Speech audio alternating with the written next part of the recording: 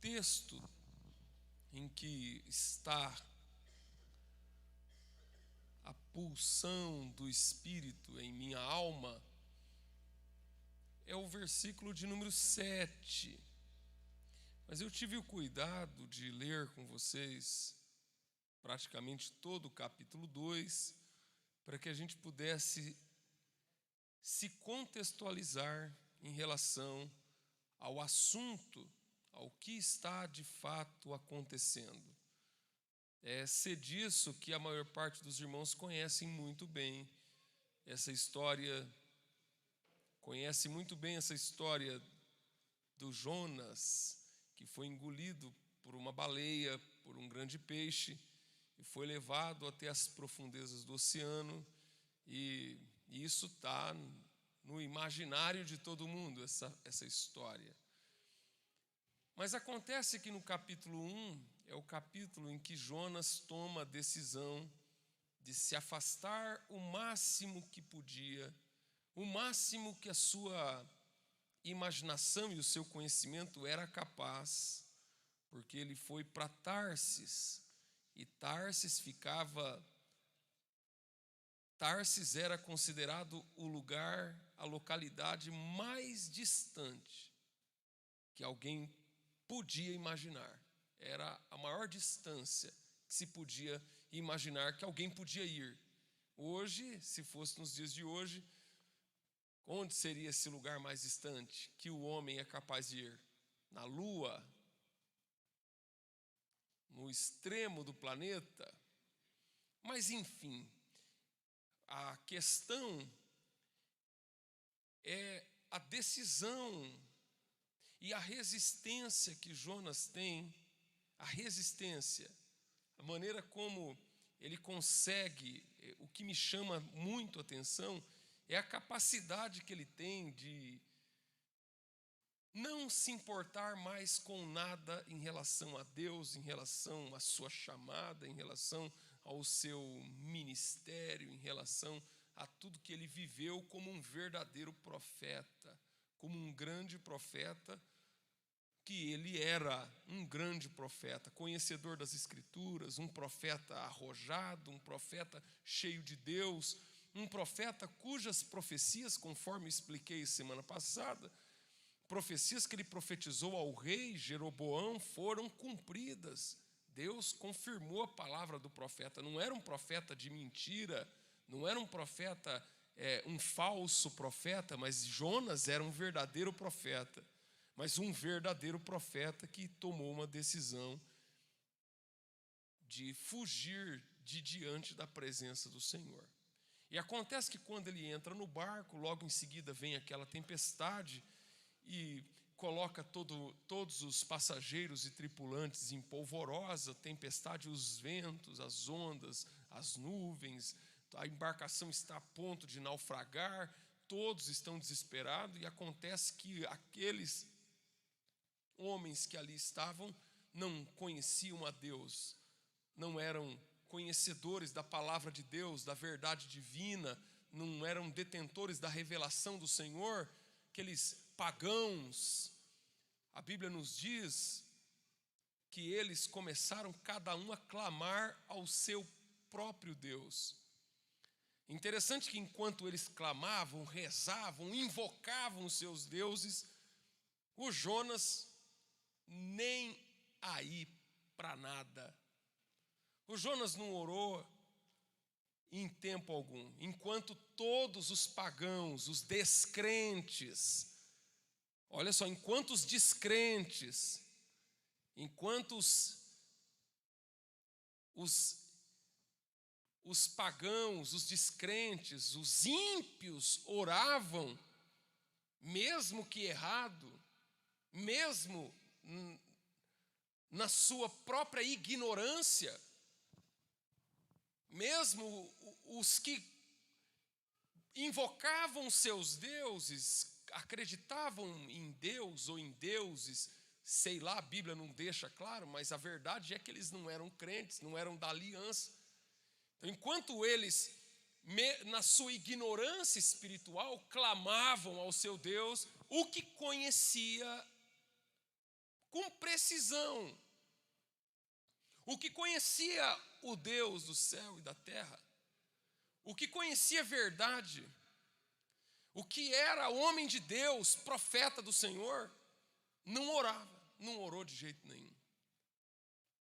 Enquanto todos oravam, mesmo que errado, mesmo que fora da precisão doutrinária, cada um do seu jeito deu a sua parcela de contribuição. Sei lá se eles oravam ou rezavam, mas eles fizeram ali a parte deles e oraram. Mas o Jonas não orou de jeito nenhum.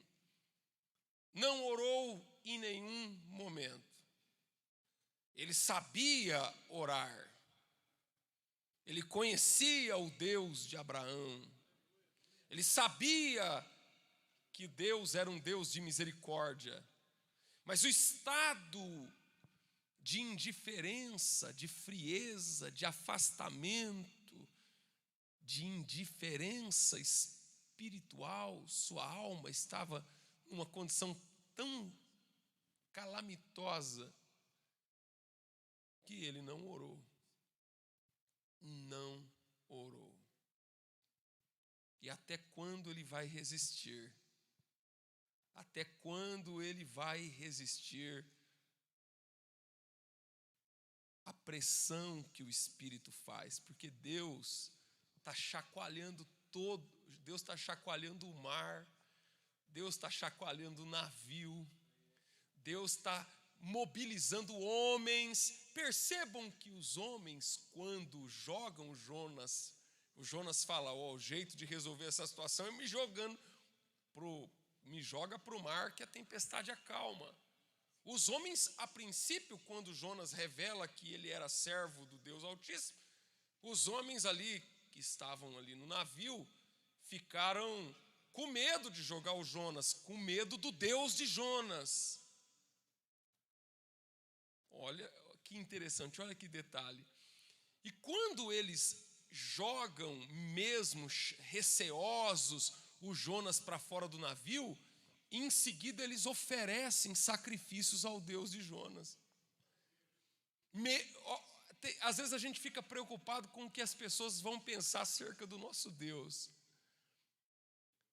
E na verdade o Espírito de Deus trabalha para glorificar o nome dele em qualquer situação. Qualquer situação que você pensar: meu Deus, se Jonas aí vai dar um testemunho tão ruim, tão feio acerca do Deus de Israel, que esse povo não vai nem querer saber mais desse Deus. Contrário, coisa nenhuma. Porque eles perceberam que Deus estava no comando. E quando eles jogam o Jonas, o Senhor manda o peixe, pega o Jonas, engole o Jonas e vai para o fundo do oceano. E durante todo esse tempo, todo esse processo, Jonas não orou. Não orou. Mas no capítulo de número 2, aquela dureza, aquela resistência é rompida. Porque Deus, você pensa que você vai ganhar de Deus? Você pensa que você vai conseguir resistir à vontade de Deus? Você acha que a tua fibra, a tua dureza suplanta o próprio Deus? Eu tenho comigo que Jonas estabeleceu em si uma convicção. Não quero saber mais disso. Isso aqui não é para mim. Eu nunca mais me disponho a nada. E Deus foi mexendo. E enquanto o exemplo da dureza dele é quando todos estão orando, ele não está orando, mas quando ele é engolido pelo peixe e vai para o oceano, para o fundo do oceano, o capítulo 2 começa dizendo: e orou Jonas ao Senhor, seu Deus, das entranhas do peixe. Aqui ele vai orar, porque aqui não tem escapatória. aqui não tem mais para onde fugir, ele vai orar. Tudo aquilo que ele foi deixando para depois, agora ele vai orar. Ele vai orar. Por quê? Porque não resta mais nada a não ser orar.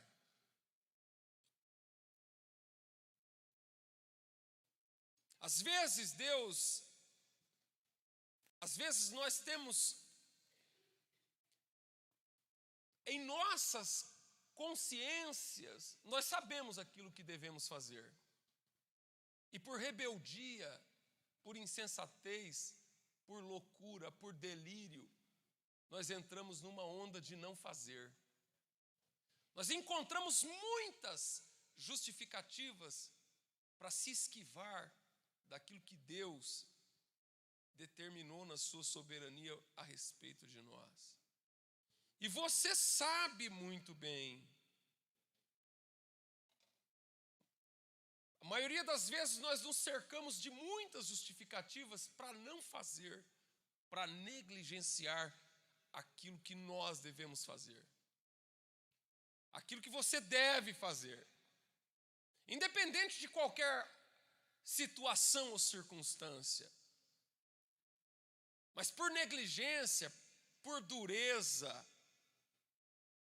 por motivo que você pode escolher aí da maneira como você quiser, porque motivos e justificativas sempre estão à nossa disposição, desculpas. Mas a verdade é o seguinte, que vai chegar a hora, e a hora está chegando, em que tudo que você resolveu não fazer, você vai fazer. Você vai fazer, porque a vontade de Deus é que você faça. Mas acontece que ele vai orar, olha só, e orou ao Senhor. E eu já pulo para o versículo de número 7. Quando a minha alma se desfalecia dentro de mim, então eu me lembrei do Senhor. Naquele momento em que ele viu que não tinha mais escapatória, naquele momento em que ele percebeu que estava perecendo, naquele momento em que ele viu a viola em caco, naquele momento que ele percebeu que a sua vida estava se esvaindo, naquele momento em que ele estava só sobrando, naquele momento ele falou assim, então desfaleceu, e quando desfalecia em mim a minha alma, quando ele viu que ele ia morrer, quando ele viu que ia morrer na pior de todas as condições, quando ele viu que não tinha mais jeito, e ele percebeu que todas as suas decisões, que todas as suas atitudes, independente de A, de B ou de C, o levou como consequência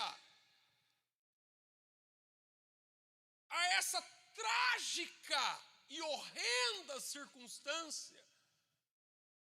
Então ele orou. Quando desfalecia dentro de mim a minha alma, a minha vida, o que se deu da minha vida. Olha a minha vida como está. Olha quão fundo chegou a minha vida.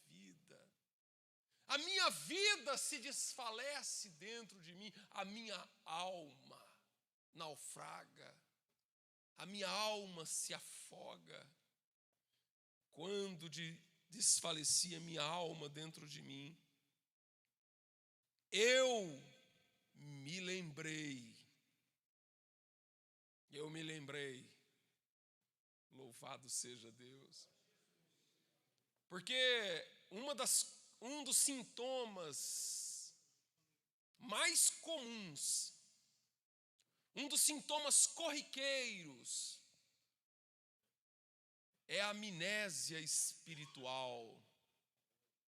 É de pessoas que se esquecem facilmente do que Deus outrora fez na sua vida. De pessoas que se esquecem facilmente da virtude e da graça de Deus. Pessoas que se esquecem dos mandamentos do Senhor. Se esquecem do compromisso e dos deveres para com Deus. Se esquece da igreja. Se esquece da vida espiritual, envereda por caminhos, envereda por decisões, envereda por atitudes, envereda por circunstâncias. Mas naquele momento ele diz: e quando desfalecia a minha alma, naquele relance em que eu percebi que estava morrendo, em que percebi que estava num caminho sem volta, em que percebi que estava num caminho irreversível. Você sabe o que eu penso, irmão? O que é capaz, o que virá na última hora? O que vai passar na nossa cabeça na última hora? Quais serão os seus últimos pensamentos? Do que é que... Porque uma das coisas que a gente mais faz, consciente ou inconsciente, é pensar. O cérebro processa pensamentos o tempo todo. Até quando você está dormindo, o seu cérebro está em plena atividade, processando pensamento, ativando lembranças, recordando coisas que você viveu durante o dia, quando estava acordado, transformando isso em sonhos. Quando nós dormimos, o nosso cérebro entra em plena profusão. A maior parte dos sonhos que você tem à noite, você sequer lembra no outro dia. Os sonhos que nos vêm à memória são os sonhos da última hora do sono, dos últimos instantes, quando você já está para acordar. Quando você lembra de algum sonho, sonhos do começo da noite, mas o cérebro produz os pensamentos. Mas nessa última hora, quando desfalecia em mim a minha alma, então eu me lembrei. Você vai lembrar. Você vai lembrar do que você podia ter feito e não fez. Você vai lembrar da hora em que você não atendeu o chamado divino. Deus vai te levar numa circunstância, porque tem momentos na vida, irmão, que quando a pessoa está surfando na onda da rebeldia, quando a pessoa está surfando na onda do pecado, quando a pessoa está surfando na onda do não estou nem aí, sabe, a pessoa que aprendeu, irmãos, nós aceitamos a Jesus e nós aprendemos uma forma de servir a Deus, nós aprendemos uma doutrina, nós aprendemos princípios que nos foram ensinados, nós fomos discipulados, mas a partir de algum momento, nós vamos rompendo com aquilo que nós aprendemos. Nós vamos nos distanciando daquilo que nós aprendemos. Nós vamos abrindo mão daquilo que nós aprendemos. E nós vamos deixando de fazer aquilo que a gente sabe que deve fazer e não faz. A gente começa a fazer coisas que a gente sabe que não é para fazer. E você faz. E a tua consciência te aponta, te acusa. E você sente um leve pesar. E depois você vai e insiste de novo em fazer. Mas a Bíblia está dizendo aqui, quando a minha alma desfalecia em mim. Quando ele estava ali nas últimas, eu me lembrei. Senhor. Eu me lembrei, nos últimos instantes em que a minha alma em mim desfalecia, eu me lembrei do Senhor. Você vai lembrar de Deus, irmão. É do Senhor que vai lembrar. Eu me lembrei do Senhor. Eu me lembrei que eu preciso do Senhor. Eu me lembrei que eu dependo do Senhor. Eu me lembrei que eu não sou nada sem o Senhor. Eu me lembrei do Senhor. Veio na minha memória o Senhor. O que Jonas está fazendo? Fugindo. De quem? Do Senhor. Mas na última hora, de quem é que ele lembra? Do Senhor. Louvado seja Deus. Me lembrei do Senhor. E entrou a ti a minha oração. Eu me lembrei do Senhor e orei ao Senhor. E entrou a ti a minha oração. No teu santo templo. Quando eu leio esse texto, eu vou dizer uma coisa para você. Ele está dizendo, quando a minha alma desfalecia em mim, eu me lembrei do Senhor e entrou a ti a minha oração no teu santo templo, no templo da tua santidade. Irmãos, vocês podem ver, quando acontece alguma coisa, quando acontecer alguma coisa comigo e com você, quando acontecer alguma coisa comigo e com você, você sabe onde é que vai entrar o pedido?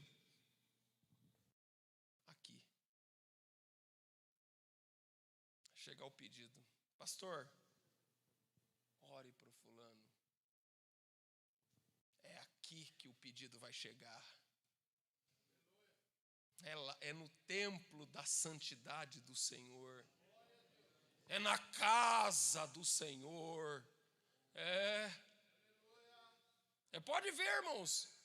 Vira e mexe, alguém fica doente. Vira e mexe, alguém vem a óbito. Vira e mexe, nasce uma criança. Vira e mexe, acontece algum acontecimento. Todo acontecimento é aqui, ó, nesse altar. É incansável, é inumerável as vezes em que o pedido chega no papelzinho aqui, no púlpito. Pastor, porque o Jonas está dizendo assim, quando desfalecia em mim a minha alma, eu me lembrei do Senhor. E entrou a ti a minha oração no templo da tua santidade. É aqui o lugar da tua vitória. É aqui o lugar da tua bênção. É aqui o lugar, aleluia, que Deus escolheu para glorificar o seu nome. Entenda isto. Entenda isto. Permita que esta verdade, permita que esta palavra impregne em tua alma. Saiba que é aqui é o lugar. Aqui é o lugar. A pessoa pode estar onde for. Eu vejo quando o pedido chega de pessoas que faz tempo que nem frequenta mais a igreja. Gente que se afastou da igreja há muito tempo. Mas invariavelmente, de alguma forma, que eu não sei nem explicar direito, o papelzinho vai chegar aqui. Ora para o fulano. Eu lembro de um pastor muito amigo, que eu conhecia, dirigia o setor do Ministério do Ipiranga e se afastou dos caminhos do Senhor. chegava notícias muito tristes acerca da sua condição de afastamento. E ele foi fazer uma pequena viagem de uma cidade para outra, tomou a rodovia, sofreu um acidente de moto, bateu a cabeça, e mesmo afastado nas últimas, aonde foi que chegou o papelzinho? Aqui. Se você não entender por onde que passa os processos de Deus, é por isso que muitas pessoas desprezam a casa do Senhor. Satanás quer fazer com que você tenha aversão à casa do Senhor. Muitas vezes você até ridiculariza aqueles que na tua cabeça não saem, mas você não sai da igreja. Mas é aqui que a coisa acontece. Jonas está onde? No ventre do peixe, no fundo do mar. E lá no ventre do peixe, no fundo do mar, ele ora a Deus. E a oração dele vai bater aonde? Pedido vai chegar aonde? No templo, que está onde? Lá na terra da aliança dos pais dele com o Deus dele.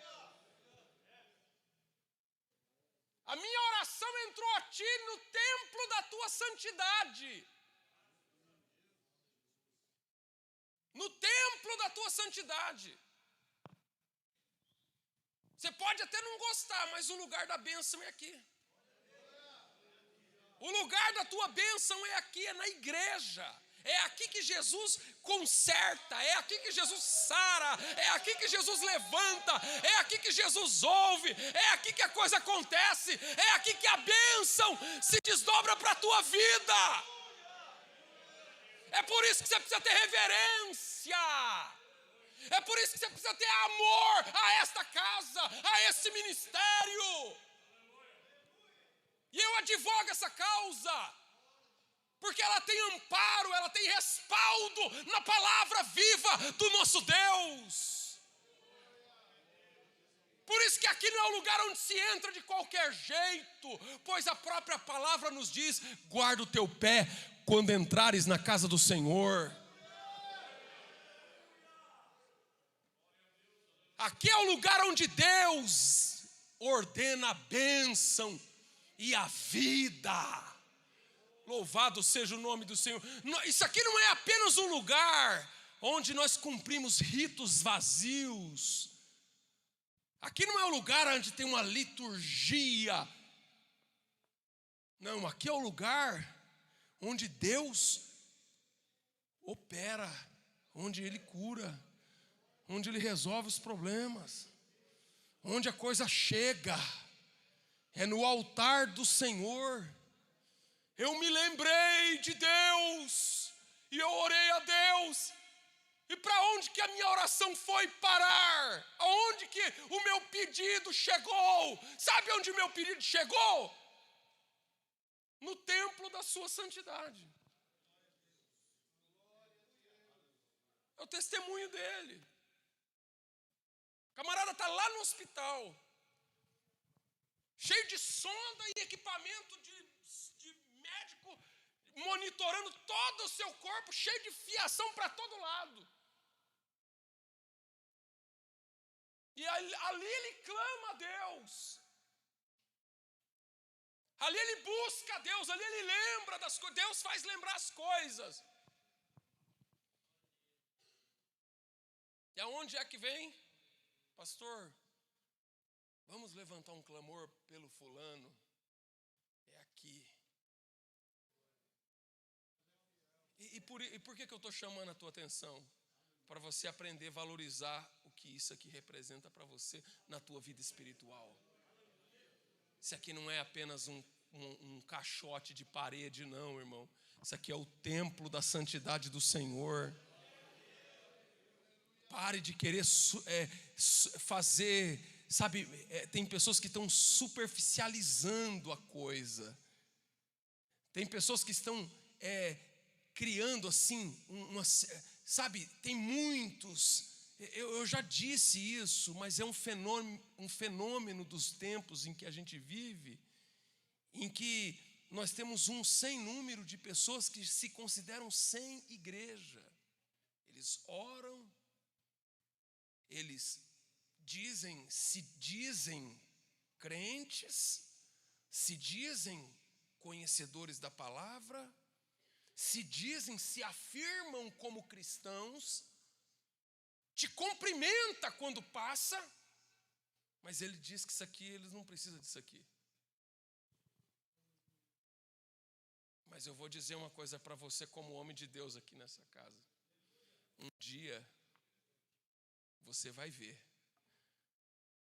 o papelzinho com o nome dele chegando aqui nessa casa. Você vai ver.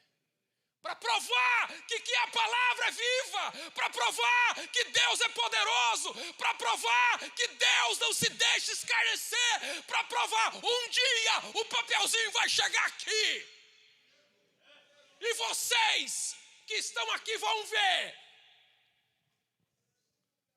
E vão lembrar do que Deus está falando nessa terça-feira.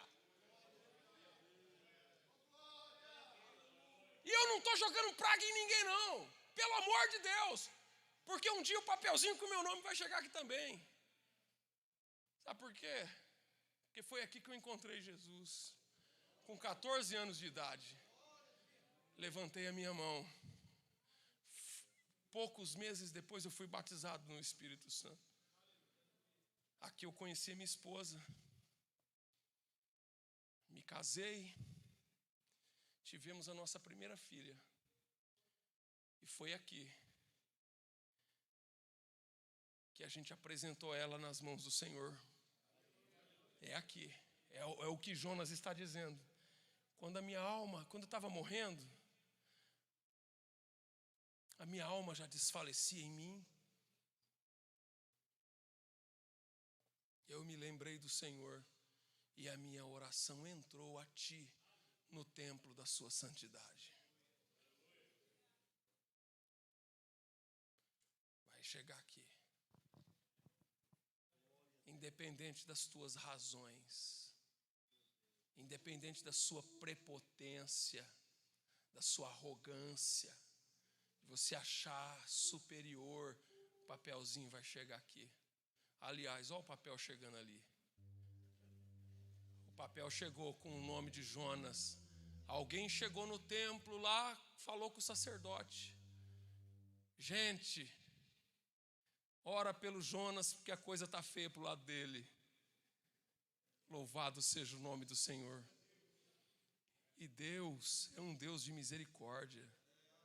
Mas Jonas não queria orar. Jonas foi e falou, eu percebo, falou assim, não preciso disso mais não. Eu consigo ser autossuficiente. Eu não preciso de templo, não preciso de igreja, não preciso de nada, não preciso de pastor. Pastor para quê? Sacerdote para quê? Templo para quê? Eu sou superior a tudo isso. Eu consigo conviver sem isso. Irmãos, eu vou dizer para você, eu não consigo viver sem igreja. Eu não consigo viver sem congregar. Eu não consigo viver sem congregar com os irmãos. Eu preciso ver vocês. Eu preciso dar a paz do Senhor para vocês. Eu preciso entrar por aquelas portas e abraçar vocês. Eu preciso chorar com vocês. Eu preciso sentir a dor, mas eu também preciso sentir a alegria de vocês. Eu preciso viver com vocês. Sabe por quê? Porque aqui é onde a luta acontece. Onde o irmão tem um problema, ele vem com a sua luta, com o seu dilema, ele traz o seu problema agora mesmo. Nós aqui no culto de quinta-feira com o irmão Fernando, o irmão apresentou, pastor, eu preciso de um emprego. E a gente orou para Deus.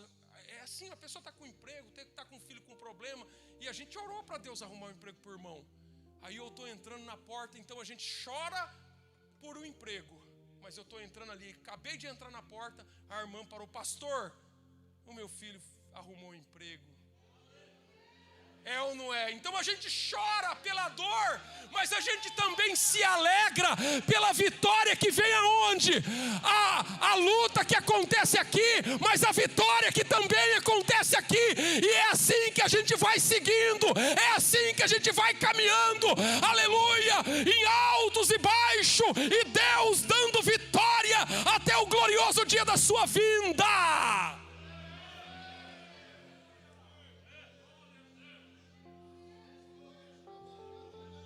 Aqui é onde o bebê recém-nascido é apresentado. Mas aqui também é onde a gente faz o culto. E em lágrimas nós sepultamos aqueles a quem amamos e vivemos. Aqui é onde a gente aprende a se perdoar, a se amar. Aqui é onde a gente vive o desafio da comunhão. É aqui na casa do Senhor. E a gente não consegue viver sem isso. Não existe igreja. Não existe igreja. E é por isso que Jonas, na sua solidão, no pior momento, no ponto mais baixo, na pior circunstância, no momento em que a sua alma se esvaía, ele disse: eu me lembrei do Senhor. E quando eu me lembrei do Senhor, veio a melodia daqueles hinos da harpa. Quando eu me lembrei do Senhor, eu me lembrei de quando eu cantava na mocidade. Quando eu me lembrei do Senhor, eu me lembrei do coral. Eu me lembrei dos obreiros. Eu me lembrei das crianças. Eu me lembrei dos adolescentes. Eu me lembrei dos congressos. Eu me lembrei dos cultos da ceia. Eu me lembrei do Senhor. Eu me lembrei dos evangelismos. Eu me lembrei das vigílias. Eu me lembrei das épocas em que Jesus me batizou com o Espírito Santo, com fogo. Eu me lembrei, veio na minha memória. Eu me lembrei de tanta coisa para lembrar, meu irmão. Sabe do que ele lembrou? Lembrou da igreja. Lembrou do que ele, há pouquinho tempo, queria se ver livre. Ele não queria saber mais disso. Mas Deus fez ele lembrar. Porque é disso que você vai lembrar. Louvado seja Deus. É disso que eu e você vamos lembrar. Irmão, porque a Bíblia diz que pela fé os antigos alcançaram o quê? Testemunho. Testemunho. Você conversa com uma pessoa de fé o que ela tem? Uma coleção de coisas maravilhosas que Deus fez. O que nós temos ao longo da vida espiritual? Você sabe o que eu carrego? Você sabe qual é o tesouro que eu carrego? Você sabe qual que é o tesouro que eu carrego dentro do meu peito? O tesouro que eu carrego dentro do meu peito foi que nas horas que eu mais precisei, Deus agiu. A minha história na igreja, a minha história no ministério, a minha história na mocidade, a minha história em cada momento, a minha história pregando na rua. Isso para mim é o meu tesouro. É a história do que Deus fez, do que Deus multiplicou. Quando a gente pensou que não ia dar, de repente, irmãos, quantas vezes Deus multiplicou coisas aqui do jeito que multiplicou na história da viúva lá, do azeite. Falou, isso não vai dar. Aí a gente cerca o negócio, ora a Deus. Aí o negócio dá e ainda sobra. E aí a gente fala, rapaz, o mesmo Jesus que multiplicou os pães e deu para 5.000, ele multiplica também. Louvado seja Deus nos dias de hoje. E é isso que a gente tem aqui. Louvado seja Deus. E o que a gente tem aqui não tem lugar nenhum do mundo. O que nós temos aqui não existe outro lugar para ter. Aleluia. Para de ficar vendo os defeitos da igreja. Para de ficar vendo os defeitos dos irmãos. Coloca o teu olho em Jesus e no que Ele fez, no que Ele está fazendo na tua vida, na tua história. E aprenda a glorificar a Deus e agradecer a Deus. Se o amor pela casa de Deus não me mover, não me motivar, o que é que vai motivar?